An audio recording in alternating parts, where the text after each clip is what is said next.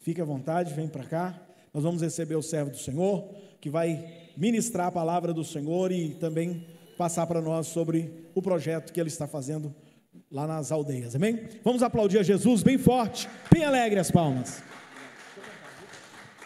Queridos irmãos, eu gostaria de convidá-los para juntos lermos a palavra de Deus, e eu gostaria de ler juntamente com você a carta que o apóstolo Paulo escreveu à igreja de Roma. Romanos, no capítulo de número 10, versículo de número 13, ao versículo de número 15, 3 versículos somente, para nessa noite nós meditarmos, estudarmos e ouvirmos o que Deus tem a nos dizer, o que Deus tem a nos falar. Quem nessa noite quer ouvir a voz do Senhor? Que bom que você deseja ouvir a voz do Senhor. Então, abra o seu coração, esteja com o seu pensamento aqui, para que você assimile tudo que vai ser falado nessa noite. Romanos capítulo de número 10, versículo de número 13 ao versículo de número 15, eu vou ler de acordo com como está na tradução da minha Bíblia, e você lê de acordo com como está na tradução da sua Bíblia, contanto que o texto quer dizer a mesma coisa. Então escrito está: porque, disse Paulo, todo aquele que invocar o nome do Senhor será salvo.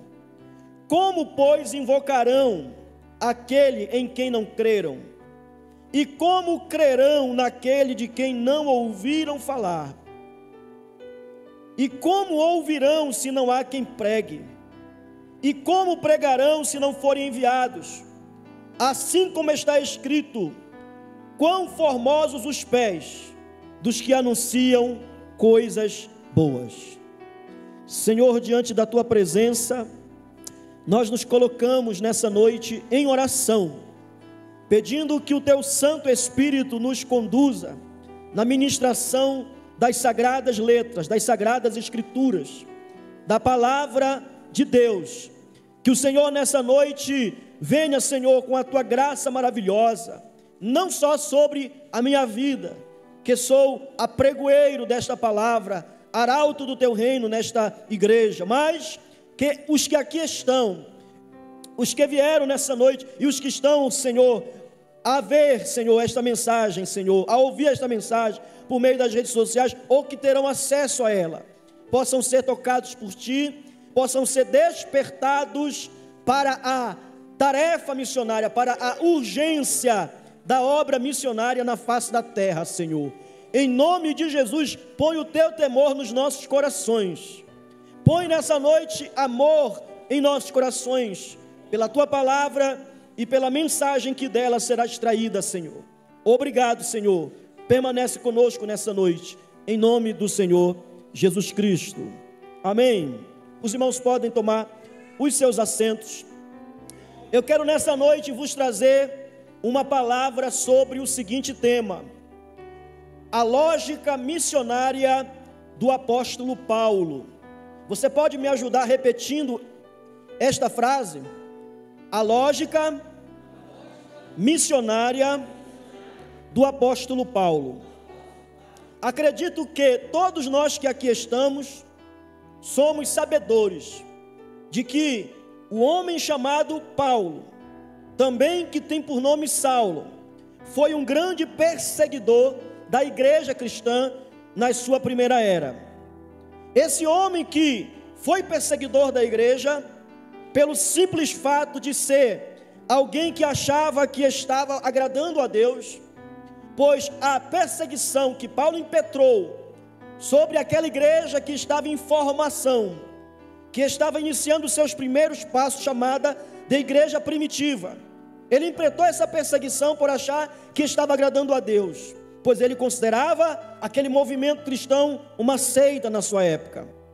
E por achar que era uma seita, pelo fato de ser fariseu e conhecedor das leis do Antigo Testamento, da lei judaica, ele então tentou parar o crescimento da igreja, tentou paralisar aquele povo que estava se rendendo ao senhorio de Cristo e crendo que aquele Jesus era o Messias prometido, era o Messias que haveria de ser enviado, era aquele de quem falavam as Escrituras, as promessas do Antigo Testamento. E Paulo, então, emplacou uma perseguição terrível, cruel, a ponto de matar, a ponto de prender, a ponto de açoitar homens e mulheres que confessavam o Senhor Jesus como Salvador de suas vidas. Mas vocês conhecem a história e sabem que Saulo teve um encontro com Jesus no caminho para Damasco. A Bíblia fala e ele relata no seu testemunho diversas vezes, ao comparecer perante autoridades da sua época, ele não hesitou em contar o seu testemunho, em falar o que aconteceu com ele, da experiência que ele teve no caminho para Damasco, quando uma luz, que diz Paulo, excedia o brilho da luz do sol, quando resplandece na sua força, brilhou diante dele, e ele caiu por terra cego, ouvindo uma voz que lhe dizia: Saulo, Saulo, por que tu me persegues? Dura coisa para ti é recalcitrar contra os aguilhões. E o Senhor disse para ele: põe-te de pé, vai até a rua chamada direita, e eu te mostrarei o quanto tu deves padecer por amor ao meu nome. A Bíblia nos conta que Saulo esteve durante 3 dias na casa de um cristão, e ali ele esteve jejuando e cego. Ao que o Senhor então se revela a um homem chamado Ananias, homem piedoso, homem temente a Deus, e revela que ele deveria ir ao encontro deste homem chamado Saulo. Ananias se assustou quando o Senhor se revelou para ele, e Ananias disse: Senhor, mas eu conheço a fama deste homem, ele é um perseguidor da tua igreja. E o Senhor disse para Ananias: vai, porque este é para mim um vaso escolhido para levar a minha palavra diante dos gentios e perante os reis e as autoridades religiosas. Assim, Ananias foi, e quando chegou naquele lugar, orou por Paulo. Diz a Bíblia que as escamas caíram dos seus olhos, ele voltou a enxergar, e a partir daquele momento, o perseguidor implacável da igreja do Senhor Jesus passou a ser agora perseguido por amor ao evangelho. E ele, como um apóstolo do Senhor Jesus, passou a anunciar o evangelho, as boas notícias de salvação em todos os lugares aonde ele pudesse ir. Ele então passou agora a pregar, a falar acerca de Jesus, acerca da obra redentora, acerca da ressurreição de Cristo, a fim de levar homens e mulheres à presença de Deus por meio da salvação que há em Jesus Cristo. E esse mesmo apóstolo, o apóstolo Paulo, escrevendo esta carta aos nossos irmãos em Roma, esta carta que Paulo escreveu, que é conhecida como o Tratado Teológico do Novo Testamento, ou também é chamada de a Carta Magna da Salvação. Esta carta que Paulo escreve aos romanos, ela mostra que todos os homens são pecadores, e que eles estão separados ou destituídos da glória de Deus. E nesta carta Paulo ele faz questão de mostrar que o salário do pecado é a morte, mas que o dom gratuito de Deus é a vida eterna em Cristo Jesus, o nosso Senhor, o nosso Salvador. O que me chama a atenção, meus irmãos, nas palavras de Paulo, dita aos irmãos de Roma, no verso 13 ao verso 15, que eu intitulo como a lógica missionária do apóstolo Paulo, é que Paulo inicia este texto fazendo uma afirmação. Observe o que Paulo afirma. No versículo de número 13, Paulo afirma dizendo o seguinte: porque todo aquele que invocar o nome do Senhor será salvo. Ponto. Paulo deixa muito claro que para que alguém seja salvo, é necessário que ele invoque o nome do Senhor, ou seja, que ele reconheça o senhorio de Jesus sobre a sua vida, que ele se renda ao senhorio de Cristo sobre a sua vida. E é interessante, meus irmãos, esse termo, invocar o nome do Senhor, porque a primeira vez que nós encontramos esta expressão na Bíblia, ela se encontra no livro do Gênesis, no livro do começo, no capítulo de número 4, versículo 26, aonde nós encontramos a seguinte expressão: a Sete também nasceu um filho, que pôs o nome de Enos. Foi nesse tempo que os homens começaram a invocar o Senhor. A palavra invocar, meus queridos irmãos, significa chamar para perto, chamar para um relacionamento, chamar para uma adoração, para um reconhecimento, para uma veneração. Então a Bíblia mostra que lá no livro de Gênesis, quando nasceu Enos, filho de Sete, o sétimo homem depois de Adão, foi nesse período que as pessoas passaram novamente a invocar o Senhor, a chamar Deus para um relacionamento, a chamar Deus para vir até eles, para que eles pudessem adorar ao Senhor. E esse é o propósito central da obra missionária, é fazer com que o homem caído, o homem pecador, o homem rebelde, o homem desviado de Deus, passe a invocar ao Senhor, passe a buscar ao Senhor, porque a Bíblia diz: buscai-me e vivei. Então Deus deseja que o homem passe a buscar a sua presença, passe a invocar a sua presença, passe a pedir de volta a sua presença, para desfrutar com Deus de relacionamento, de adoração, de intimidade. E o que me chama a atenção, meus irmãos, na questão da espiritualidade, é que Deus, Ele plantou em cada ser humano que nasceu na terra o que nós chamamos de espiritualidade, porque o homem é um ser tricotonista. Ele é composto de espírito, alma e corpo. Muita gente não consegue discernir a diferença que existe entre essas três composições do homem, do ser tricotonista, mas eu faço questão de explicar para você agora. O corpo é a casa aonde mora a nossa alma. O corpo é a casa onde mora a nossa alma. A nossa alma é aquilo que nós realmente somos. A nossa alma são os nossos sentimentos, nossas vontades, nossos desejos. E é por meio do corpo que a nossa alma se comunica com aquilo que é físico, que é material. A gente tem contato com o que é perceptível, com aquilo que nós conseguimos ver à nossa volta, por meio do corpo, que tem contato com aquilo que é terreno. Mas a nossa alma é aquilo que nós realmente somos. Portanto, diz a Bíblia que o corpo volte a pó como era, o espírito volte a Deus que o deu, mas a alma segue o destino. E o espírito, então, pastor, vem ser o quê? O espírito, na verdade, é o fôlego de vida. O homem tornou-se alma vivente é por meio do nosso espírito que nós temos contato com Deus. É por meio do nosso espírito que nós oramos, adoramos. É por meio do nosso espírito que nós sentimos a presença de Deus na nossa vida. Então o espírito é uma porta aberta para que a presença de Deus tenha acesso à nossa alma, na nossa casa, que é o nosso corpo. Deu para os irmãos entenderem? Então observe, meus irmãos, que Deus implantou no homem o que nós chamamos de espiritualidade. Por esta razão que o ser humano, ele pode morar aonde ele morar, ele pode estar no lugar mais distante, ele pode nunca ter falado da Bíblia, ele pode nunca ter ouvido falar da palavra, ele pode nunca ter tido uma experiência com Deus, mas Deus implantou a espiritualidade. Por essa razão que em todas as tribos mais isoladas do planeta, nos lugares mais remotos da face da terra, onde existe um grupo de pessoas, eles estarão adorando alguma coisa. Eles estarão adorando algum objeto, estarão venerando, estarão se prostrando, eles estarão se rendendo a algum ser superior que eles não conhecem, que talvez eles não saibam o que é, pela necessidade que o ser humano tem de ter Deus, de ter a presença de Deus.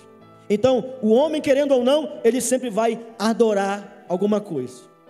E por mais cético e por mais ateu que ele seja, ele pode tentar querer enganar a si mesmo, mas dentro dele, ainda assim existirá um temor de um ser superior a ele, e ele se renderá a esse temor, a esse medo. Aleluia! Então Deus implantou no homem essa necessidade, a necessidade de busca pelo que é superior. E por essa razão, meus irmãos, que Paulo, ele entendia isso.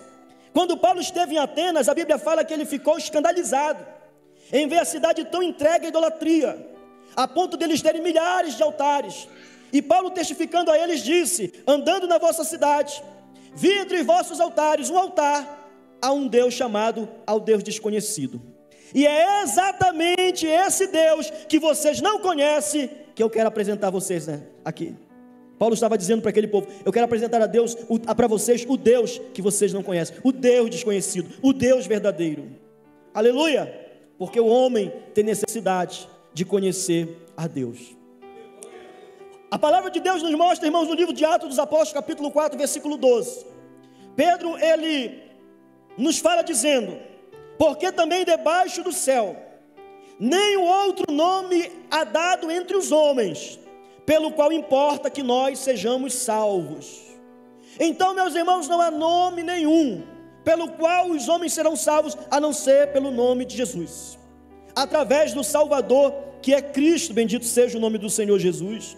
E Paulo reforça essa ideia, ainda no livro de Romanos, no capítulo de número 10, do versículo 9, quando ele diz assim: porque se com a tua boca confessares ao Senhor Jesus, e se em teu coração tu creres que Deus o ressuscitou dos mortos, serás salvo.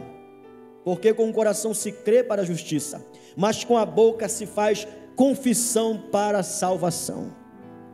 É necessário que o homem reconheça, aleluia, Jesus como Senhor e Salvador da sua vida, porque não há salvação fora de Jesus, irmãos. Não são todos os caminhos que levam a Deus. Jesus disse: eu sou o caminho, a verdade e a vida, ninguém vem ao Pai, senão por mim. Só que depois de Paulo, ele fazer esta afirmação, que os que invocarem o nome do Senhor será salvo, ele começa a fazer um questionamento, que deve ser o questionamento de toda a igreja, deve ser o questionamento do pastor, deve ser o questionamento dos obreiros, deve ser o questionamento dos membros, deve ser o questionamento dos jovens, deve ser o questionamento das senhoras, deve ser o questionamento da igreja local. Qual é o questionamento? O questionamento que Paulo levanta é o seguinte: como, pois, invocarão aquele em quem não creram? Essa é a lógica.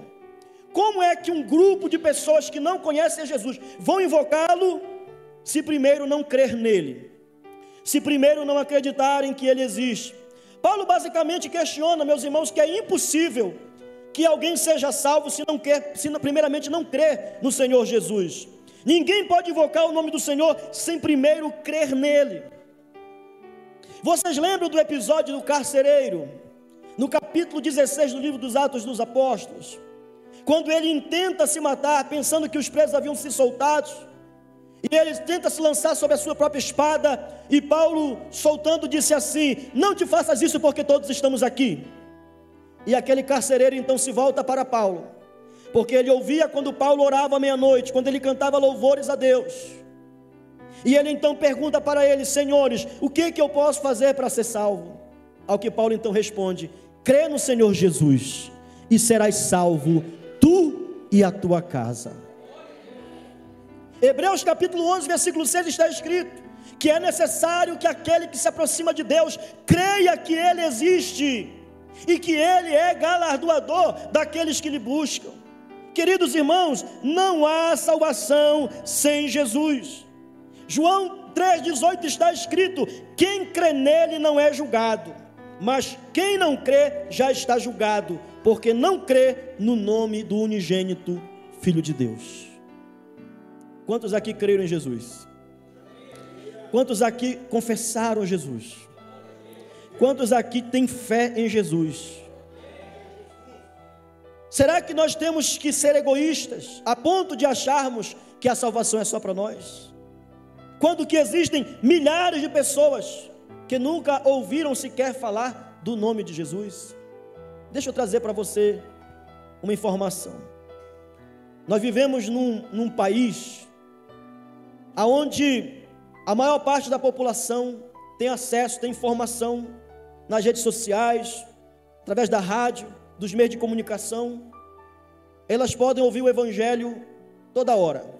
A gente anda numa cidade como essa, chamada Anápolis, você encontra às vezes até mais bar do que igreja, sim ou não? Aliás, você encontra até mais igreja do que bares. Ou seja, nós estamos num lugar, irmãos, graças a Deus, aonde o evangelho tem sido divulgado, espalhado, tem igreja para todo lado. É justo que existam lugares que não tem sequer uma única igreja.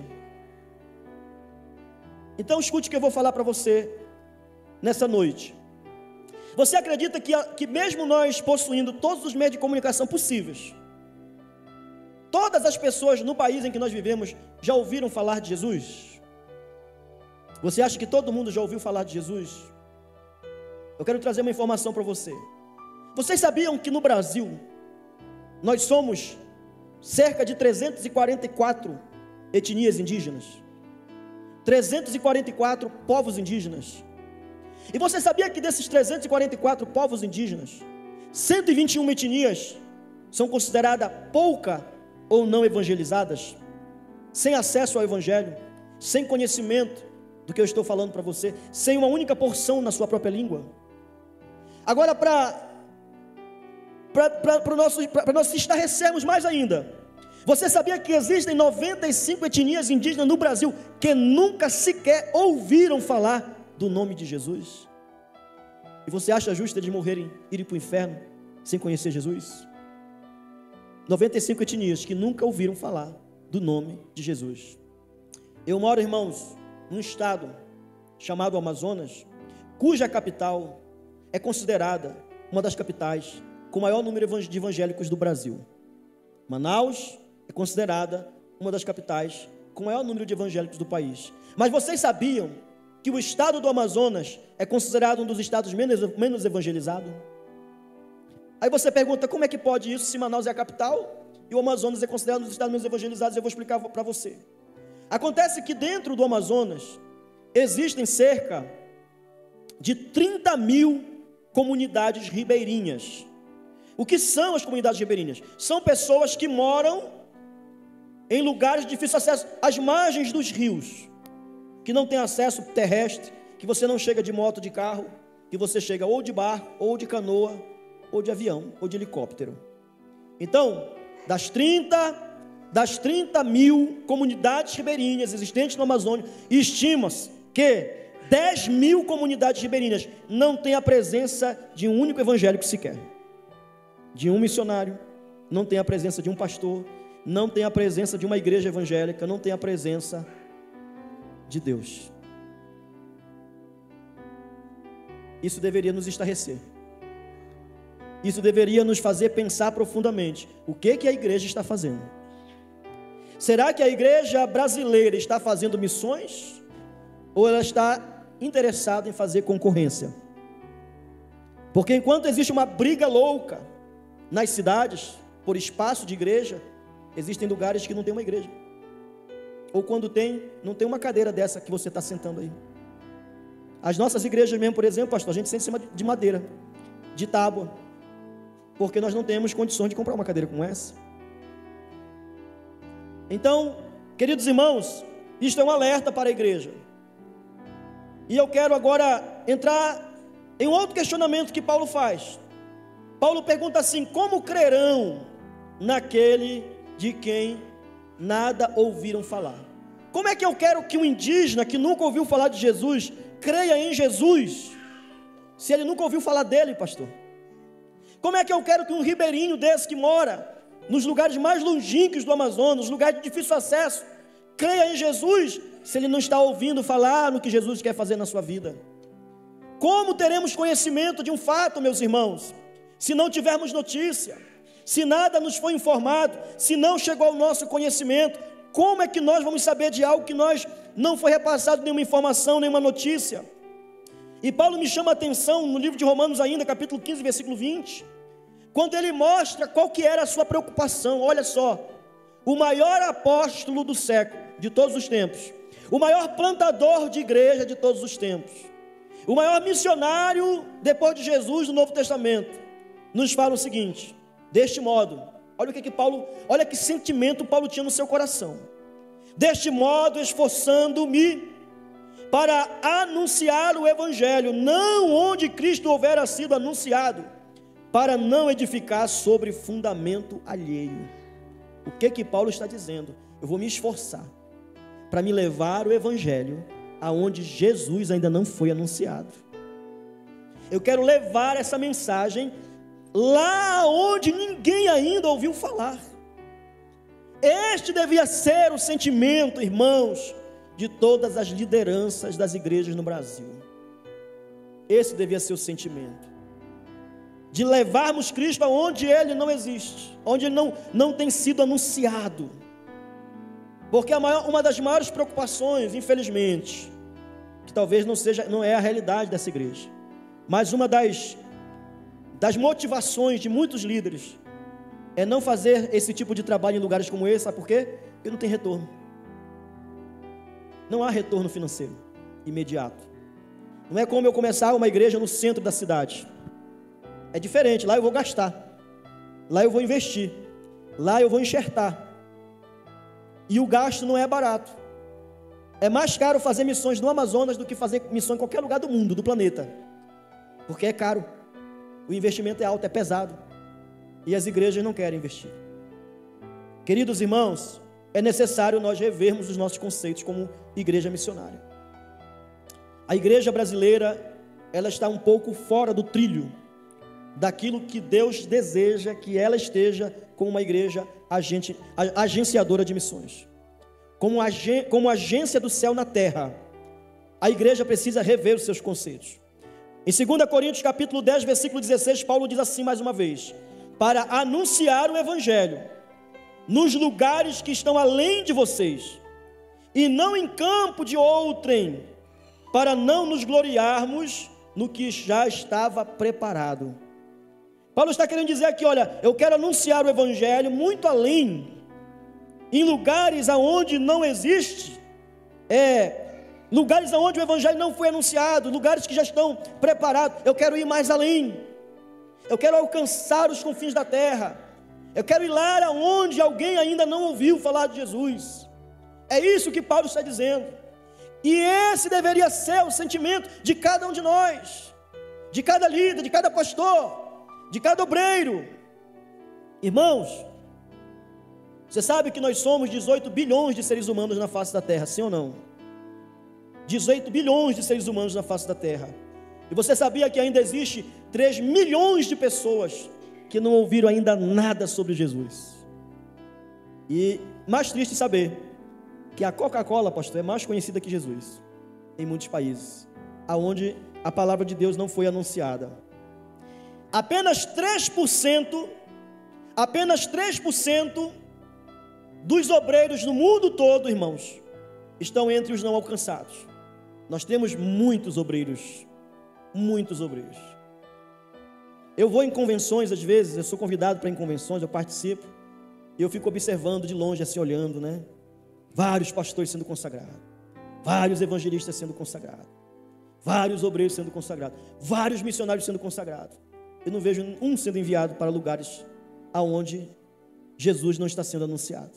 Aí fica às vezes aquela briga, pastor, por cargo, por função na igreja local, quando que existem lugares que Jesus ainda não foi anunciado, que Jesus ainda não é conhecido. E para encerrar, Paulo pergunta o seguinte: como ouvirão se não há quem pregue? O termo traduzido pelo verbo pregar significa literalmente mensagem por meio de um arauto, ou seja, Paulo está dizendo: como ouvirão se não há quem pregue? E é dever da igreja pregar o evangelho, é a missão da igreja anunciar o evangelho. Em Marcos 16:15, Jesus disse: ide por todo mundo, pregai o evangelho a toda, quem crê e for batizado será, quem não crê será. Jesus não fez um pedido aqui, Jesus deu uma ordem. Ele não disse assim: se vocês puderem fazer, se estiver ao alcance de vocês, se vocês tiverem tempo para fazer. Jesus disse: vão, preguem, anunciem, façam. É o dever da igreja fazer Cristo conhecido aonde Ele ainda não fora conhecido. E para encerrar de vez agora mesmo, aqui é a saideira: como pregarão se não forem enviados? Irmãos, é dever da igreja, é dever dos líderes da igreja. Eu espero que algum líder tenha acesso a esta pregação deste jovem missionário que fala com ousadia nessa noite. É dever dos líderes da igreja, é dever dos pastores, das lideranças da igreja, preparar e enviar missionários para o campo missionário. É dever da igreja se preparar e se posicionar estrategicamente para levar a mensagem do evangelho do Senhor Jesus aonde o evangelho não chegou ainda, meus irmãos. E eu pergunto qual tem sido o comportamento diante da urgência da tarefa missionária da igreja da atualidade, da igreja da pós-modernidade? Qual tem sido o posicionamento da igreja da pós-modernidade com relação à obra inacabada, a tarefa principal da igreja, que é levar a glória de Jesus a todas as pessoas e a todas as nações? O que nós vemos, infelizmente, tem sido, irmãos, o que nós chamamos de orgulho denominacional, luta pela concorrência, desinteresse pelos não alcançados. Esse tipo de pregação que eu estou fazendo aqui, irmão, não é uma pregação muito interessante para muita gente. Pregação legal é avivalista, né? É aquela pregação do recebe fogo, recebe poder, recebe unção. Deus está te visitando, uma chave está chegando na tua mão. Olha, Deus vai te dar um carro. Deus vai mudar a tua história. É essa pregação que hoje interessa, é o que está na moda. Missões não está na moda. Pregar sobre missões não está na moda. Falar dessas realidades não é algo muito atrativo para muitas igrejas. Não é o que as pessoas realmente querem ouvir.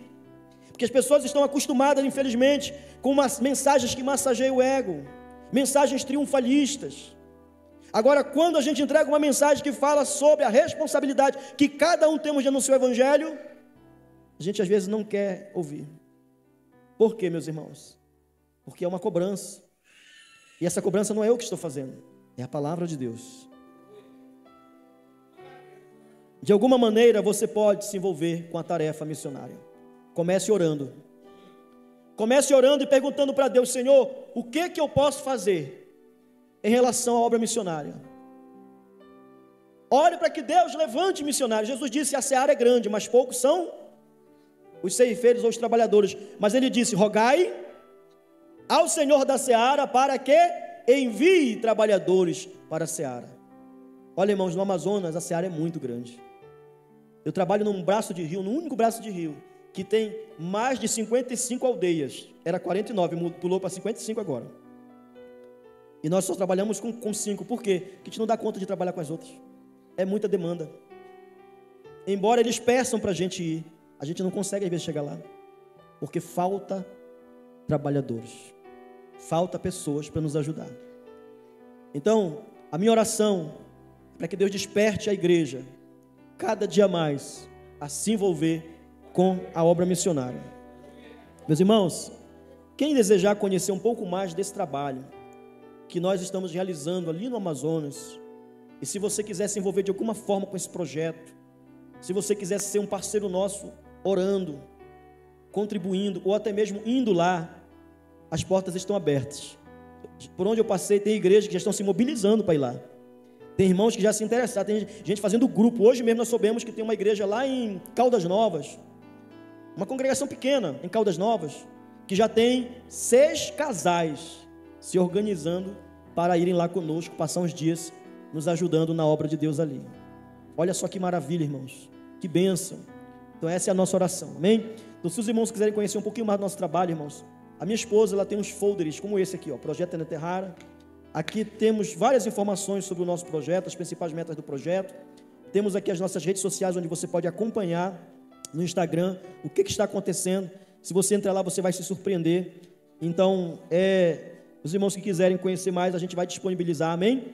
Pedir a um obreiro da igreja, uma obreira, para distribuir os folders, né, para os irmãos que quiserem pegar, não é obrigado. E com isso você vai estar entendendo um pouco mais, né, da dinâmica do trabalho que nós estamos realizando ali. Queridos, eu quero pedir nesse momento para fazermos uma oração, amém? Com permissão do pastor da igreja, eu gostaria que você citasse o seguinte nome assim, ó: tribo indígena Sateré Maué. Olha, os irmãos falaram direitinho. De novo, tribo indígena Sateré Maué. Não esqueça esse nome. A partir de hoje, eu quero que você inclua esse nome nas suas orações, para Jesus salvar o povo indígena Sateré Maué. É um povo que ainda está muito envolvido, irmãos, com coisas místicas, com feitiçarias.